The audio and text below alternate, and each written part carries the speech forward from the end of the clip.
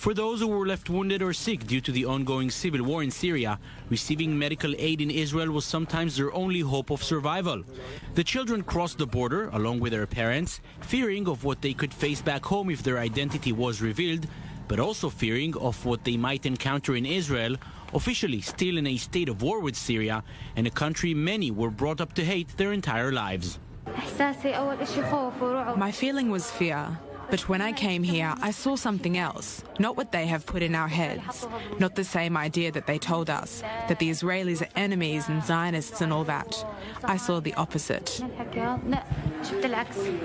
The IDF says this is just another expression of its values, helping people in need, even if they're from countries considered enemies, adding that Israel is always ready to assist wherever needed. Jonathan Regev, I-24 News. For the past 9 years, hundreds of thousands of Syrian civilians have been caught in the middle of a civil war, which has become one of the worst humanitarian crises of the 21st century. The numbers are staggering. 200,000 people have been killed, more than 9 million displaced, and food and medical supplies are scarce. Israel, which does not have diplomatic ties with Syria, but sits at Syria's border, has treated more than 4,000 injured Syrians and has transferred hundreds of tons of emergency supplies, including medicine, generators, fuel, flour, and baby formula. On this episode of Persona Grata, we'll meet the people behind Israel's humanitarian missions, which have come to the aid of more than 140 countries and hundreds of thousands of people since Israel's founding. From a devastating typhoon in the Philippines, to an earthquake in Haiti which killed over 200,000, to assisting Syrian refugees on the Greek Island of Lesbos, here's how Israel is making sure that no matter how far, no one is left behind. This is Persona Grata, the official podcast of the Israel Ministry of Foreign Affairs. I'm your host, Tamar Schwartzbard. After a much-needed summer break, we are back and very excited to share Israel's humanitarian assistance efforts with you. This is our 11th episode, and while we're on the topic of assistance, we love the feedback we've been getting from our listeners. So please keep letting us know which topics you'd like to hear about, and keep rating us on iTunes so that we can reach more and more people. The stories on today's episode are pretty amazing, so let's get started. I think the idea of us being there for other nations in the need is something, if we look at our history, which is so important, and we look at the Second World War, the Holocaust, and we ask ourselves till today, where were other nations in our time of need? Where were the people holding out a hand in friendship when we needed them? And with that history, I think it's so important for Israel, when other nations have their time of need, to be there to do something. That's Adam Levine. No, not the Adam Levine that you're thinking of. Adam is an Israeli diplomat who is on the ground during a devastating typhoon which hit the Philippines in 2015. Since its founding, Israel has offered humanitarian aid to more than 140 countries and has developed a reputation as a world leader in providing humanitarian assistance and relief to countries in the aftermath of natural disasters and emergency situations. As a small country which was established 70 years ago, you might be asking yourself, where does Israel's experience in this field come from? When Israel was established in 1948, basically it was established from scratch. We did not inherit any state infrastructure from any foreign ruler, like many other countries when they become independent. We did not inherit any physical infrastructure in this piece of land. Basically, this was barren land with no state institutions. And Israel managed, within 70 years of its existence, to become one of the 25 leading economies of the world, a member of the OECD. And this rapid development is something that has no other example in living history in any other country.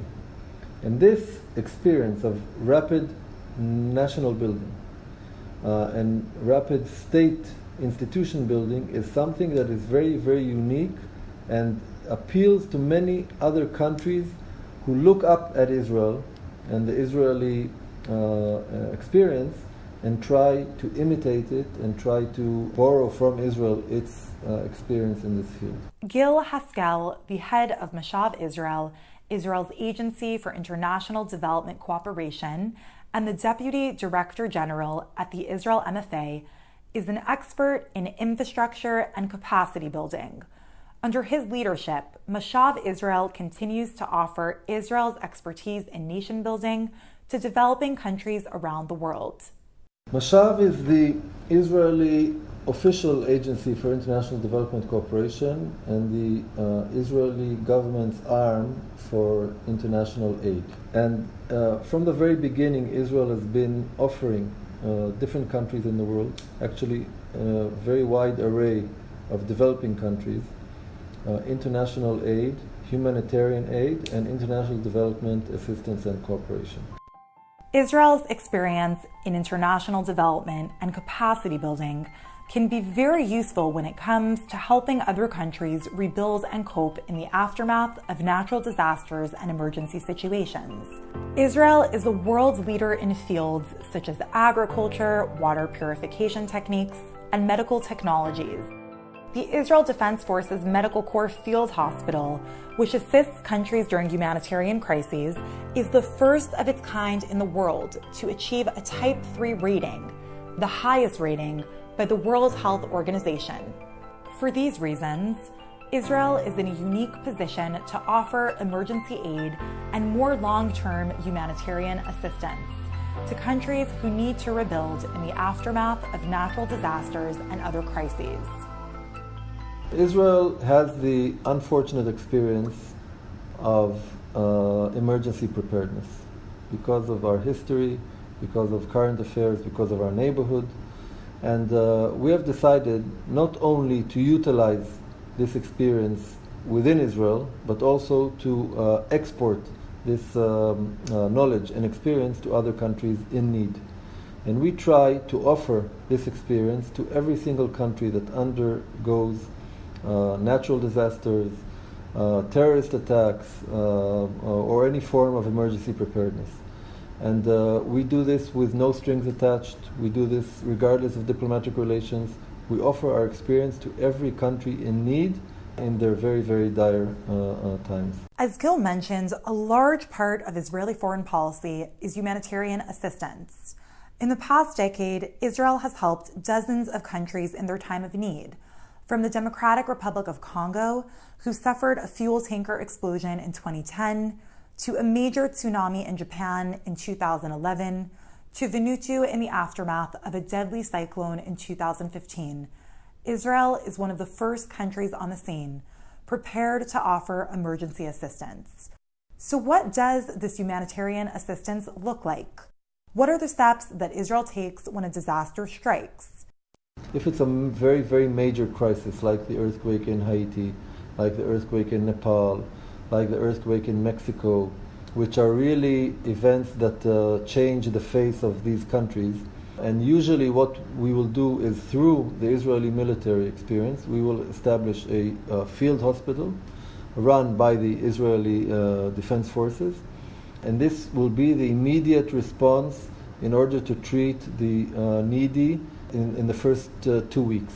Then Mashav will come in with experts on rehabilitation, experts on rebuilding infrastructure in the fields of not so much physical infrastructure, but agricultural infrastructure, medical infrastructure. So it's a combination between the military and the civilian forces in Israel. I was in the Philippines from 2013 to 2015. In November of 2013, the Philippines was hit by one of the most powerful natural disasters in recorded history. A deadly typhoon which killed more than 2,500 people and displaced more than 650,000. Adam Levine, who was the Deputy Chief of Mission at the Embassy of Israel in Manila, witnessed the scale of this tragic disaster firsthand. The information was coming in. We started to understand the level and the width of this tragedy, and we had to try and work out what to do. When it comes to humanitarian assistance, in many cases, the Israeli embassy staff are responsible for sharing information with MFA officials to to help determine the scale of devastation and type of emergency aid a country will need. They are essentially Israel's eyes and ears on the ground. The embassy is, in most cases, before a disaster, the only people on the ground from Israel who are in the Philippines or in any country around the world who understand the Philippines, who understand the dynamics, who understand the people, who understand the culture, who understand the government, the bureaucracy, all the different issues. A very, very small team from the embassy made our way down to where the epicenter of the tragedy, which was at a place called Tacloban in the island of Leyte. We managed to get in with a helicopter which we requested and used, and came above and landed in Tacloban itself, literally a few hours after the disaster itself. And as you come in, you could see the level of the damage and the destruction, and it really breaks your heart to see it, because it's a place actually that I'd visited before, and you can see the whole town literally had just disappeared. You could see the houses, the trees, everything, the infrastructure, literally everything had collapsed and didn't exist there anymore. Keep in mind that when we're dealing with a natural disaster like the typhoon in the Philippines, which has completely destroyed a country's infrastructure, we're talking water, sewage, fuel, food, electricity, all gone. So where do relief teams even start? The Israeli embassy works with the Israel MFA to create a comprehensive relief plan, which takes into account a number of factors, such as the death and injury toll, specific shortages, and areas which are most in need of assistance. What we said and what we thought was most important, and this was together with consultations with Israel, is that we actually were not going to set up shop and do our different activities in the epicenter of the tragedy. Because what happens, and this is very sad but it's a reality, is that the center of the tragedy in Tacloban, where the focus from all the countries of the world and media left very little room for other places which were damaged as well. So the decision with Israel, we decided to take a certain area of another island. The island is called Cebu, and we basically, the recommendation together with the headquarters in Israel was to actually set up there our aid and assistance, and to help the people there who were getting less of a focus than people in Tacloban itself. And it took literally, I think, about 24 hours, and already the plane from Israel was on its way to the Philippines, filled to the brim with experienced people in rescue and assistance, and also medical teams in a hospital which could be set up. The thing that you remember most of all, for example, is the first birth that took us in the hospital, which we put together. Even in these times of disaster, with the wreckage all around you, and a mother gives birth, and gives birth in a top-grade, high-level hospital with all the facilities for any kind of difficulty or any kind of complication, and gives birth. And you see that little moment when this baby comes into the world, and the joy and the hope in contrast to the disaster and the difficulties around, and it's an amazing, amazing moment. Friendship is defined at these moments of crisis, these times of need where you either step up to the plate or you don't. And these are the things that are remembered. When the Philippines were in their time of need, Israel was there in order to put out a hand in friendship and to assist them. People really, really appreciate the Israeli support, sometimes more than they appreciate other countries. I think they find it surprising that a small country like Israel goes all the way. That's Yotam Politzer, the chief executive of Israeli nonprofit organization IsraAid, which was established in 2001. I remember when I sat with the First Lady of Sierra Leone, she was shocked. She said, you have a lot of challenges in Israel, and you're coming all the way here to help us with Ebola. And she said that the first country she'll visit when Sierra Leone will be declared Ebola-free will be Israel, and she did. Israeli NGOs like IsraAid work closely with the Israel MFA and local authorities to coordinate humanitarian relief efforts. They send hundreds of volunteers and experts, including engineers, doctors, psychologists, and educators, to countries in need in the aftermath of natural disasters and emergency situations. IsraAid specifically is world-renowned for its humanitarian efforts around the globe, which have provided millions with the vital support needed to move from destruction to reconstruction. The organization was recently awarded the German Chancellor's Integration Award for its work with Syrian, Iraqi, and Afghan refugees as a result of the Syrian civil war. The first big disaster that we responded to was the earthquake in Haiti, 2010. And that was a massive response. Obviously, it's a disaster where over 200,000 people lost their lives, 2 million people lost their homes. So the scale was just unprecedented. And that was our first sort of long-term operation, because we realized the needs are not just the short-term relief, but also the long-term recovery. And ever since Haiti, we've responded to crises in 51 countries. We currently have operation in 16 countries, and we're doing both emergency relief and long-term recovery. And I always like to call ourselves, we're like the social wing of the startup nation. So we're trying to take Israeli expertise in the field of water and sanitation, in the field of medical support, in the field of search and rescue, trauma relief, and bring it to the most vulnerable communities around the world. When it comes to saving lives, Israel is prepared to offer assistance to any country in need, even those with which it does not maintain diplomatic relations. All they have to do is ask. Well, as I said before, we don't limit our international humanitarian assistance to countries with diplomatic relations. Mm-hmm. Any country in need on this planet, Israel is willing to assist. When there's a country we don't have diplomatic relations with, sometimes communications might be challenging, but sometimes we have the channels of communication and we get the information from that government, what they need and what they require. In these kinds of instances, Israeli organizations like IsraAid can be very helpful. IsraAid works with other NGOs like UNICEF and the Red Cross to deliver aid and operate on the ground, even in countries with which Israel does not have diplomatic ties. We do actually work in few countries where Israel don't have diplomatic relations. In Indonesia, in Kurdistan, Iraq, with the Yazidi refugees who suffered the genocide by ISIS, and also in Bangladesh. We have to be careful because of security, but we definitely always find a way to help and to send Israelis and to send supplies and to send expertise. In Indonesia, we're still very active following the recent tsunami they had back in 2018. In Bangladesh, we worked with the Rohingya refugees who escaped from Myanmar. We had about 2 years project there. And in Iraq, it's very interesting. We work with the Yazidi refugees, and just recently, with the support of the Ministry of Foreign Affairs, actually, we brought a group of 16 Yazidi women from Iraq here, and in partnership with Bar Ilan University, we conducted a training in trauma. So I think for the first time, we brought such a big delegation from Iraq to Israel. So we find creative ways. With the Syrian refugees, we don't work inside Syria because of safety reasons, but we do work with them once they escape Syria. To provide some context, Israel and Syria do not have diplomatic relations, which makes humanitarian relief efforts somewhat complicated. But Israel has managed to find its own creative ways to help Syrian victims seeking humanitarian assistance, both through covert missions like Operation Good Neighbor, in which IDF medical teams treated victims at the Israel-Syria border, and through organizations like IsraAid, who help refugees once they flee Syria.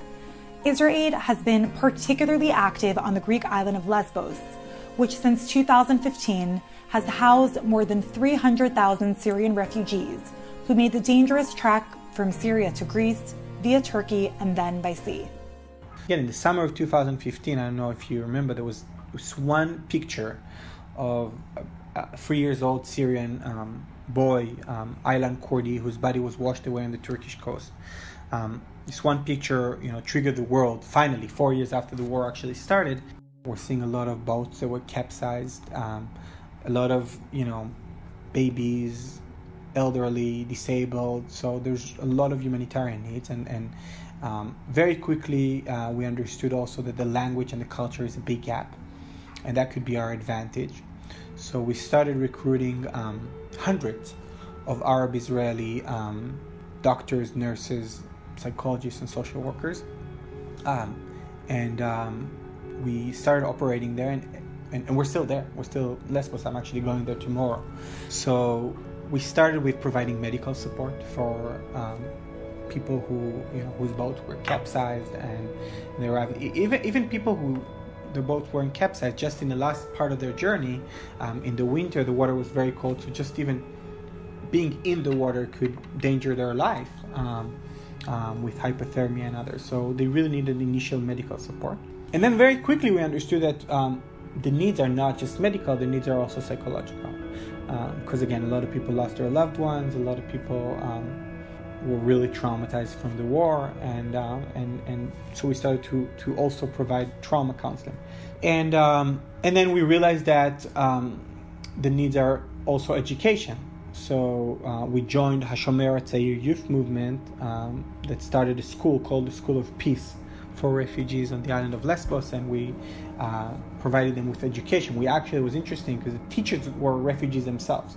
So we recruited refugee teachers from Syria, from Iraq, from Afghanistan, from Iran. They all worked for Israel, so they were all on our payroll, and we helped the Shomer Tzayir operate and establish this school that was providing education for 200 children every day on the island.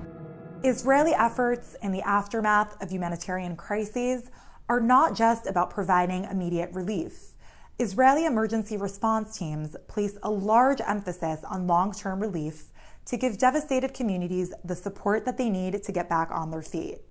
And IsraAid's School of Peace and its efforts to help Syrian refugees has done something incredible. It's actually creating opportunities for dialogue and understanding between Israelis and Syrians, two nations who do not maintain diplomatic relations. And I remember one day a boat capsized just before it reached the shore, and I was there that day, and thank God that they were able to pull everyone out. And I was carrying this very cute, I guess she was probably 4 years old, Syrian girl. She was literally shivering and shaking my hands, and I'm not a doctor, but I could see that she was suffering from severe hypothermia. So I handed her over to our Arabic-speaking doctors, and they treated her, and she was okay.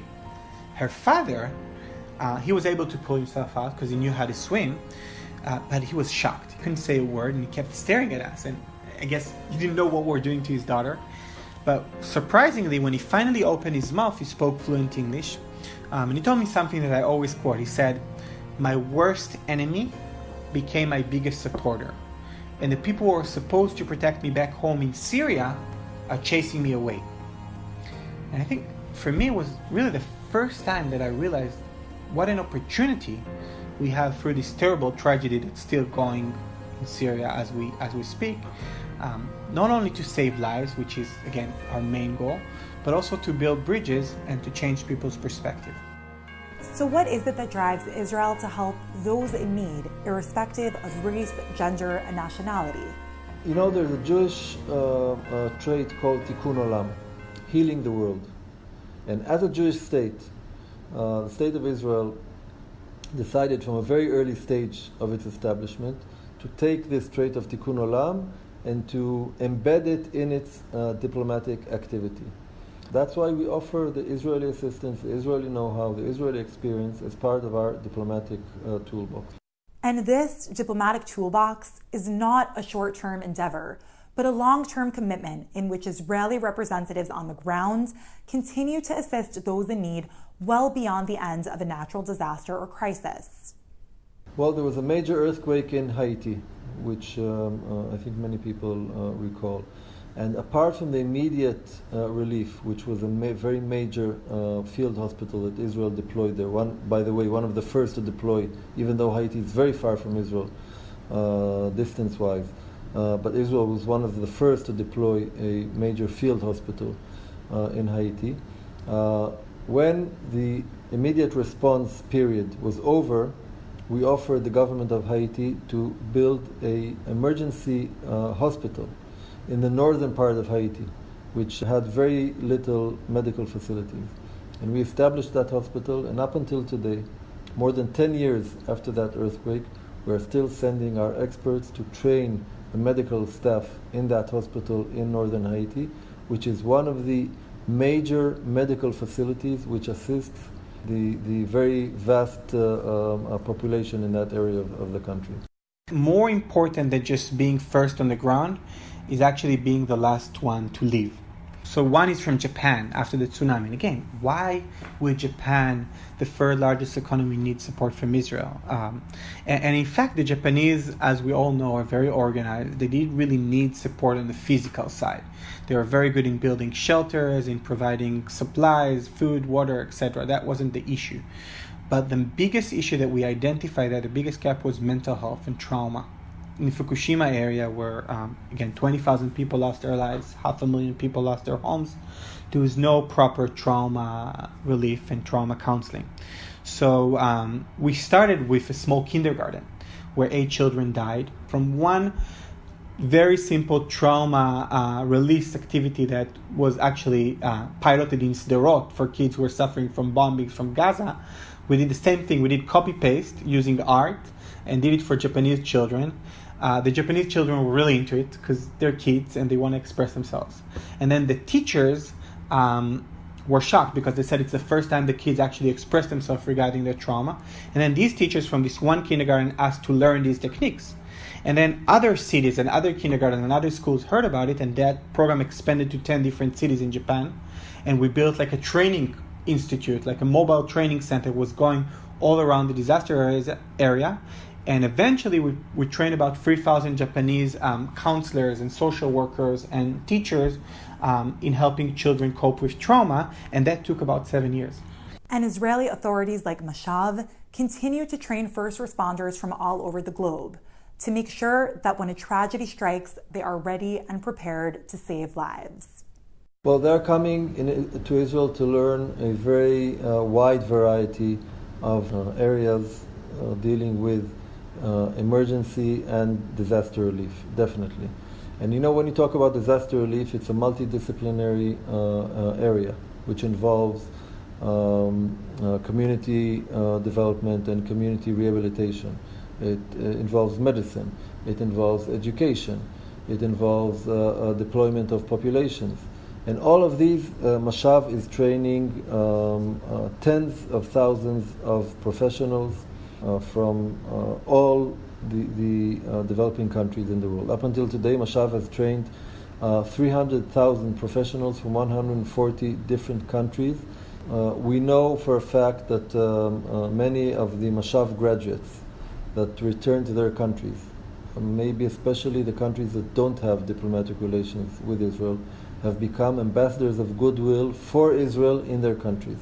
We have examples which I cannot discuss, obviously, of very influential people that came back from Mashav training and managed to change the way that their establishments and their governments look and foresee the country of Israel.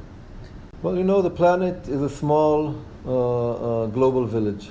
And when one country is in need, others come to assist, and that is one of the reasons why Israel makes it a point to assist any country that approaches us. On this World Humanitarian Day, we salute the thousands of men and women around the world who are a part of this global village and who continue to place themselves in harm's way to create a better and safer world for all. There's a phrase from the Jewish Talmud, "Whoever saves a life, saves the world." From Sierra Leone to Syria to Haiti and beyond, thank you. While we're on the topic of gratitude, thank you to Gil, Adam, and Yotam for highlighting the important work that Israel's doing in the area of humanitarian aid. You can follow Mashav and IsraAid's work on Twitter. We'll include a link in the bio of this episode. Thank you for listening to this episode of Persona Grata.